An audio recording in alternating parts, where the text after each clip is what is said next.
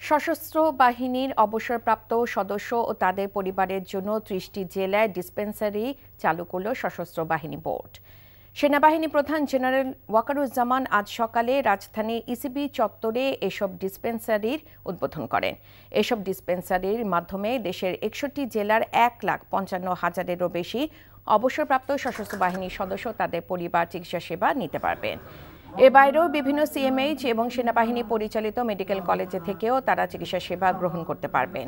Dispensary উদ্বোধনকালে সেনাবাহিনী প্রধান বলেন, সেনাবাহিনীতে কর্মরত ও অবসরপ্রাপ্ত সশস্ত্র বাহিনীর সদস্য তাদের পরিবারের জন্য সেবার খাত বাড়ানোর জন্য সরকার চেষ্টা করে যাচ্ছে।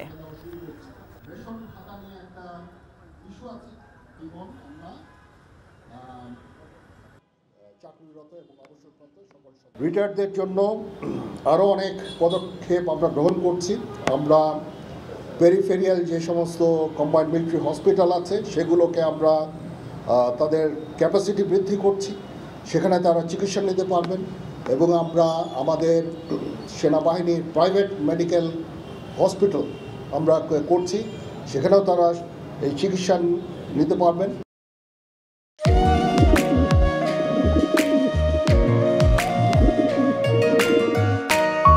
আমি রাশেদ। আমি সুফিয়া। আপনার পোষা কবুতর, আপনার মায়া এখনো ছাড়তে পারেনি, এই জন্য উড়ে চলে আসছে।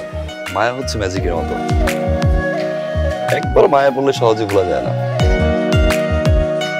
তুমি কি পাগল? আমি পাগল তো। সুফিয়া,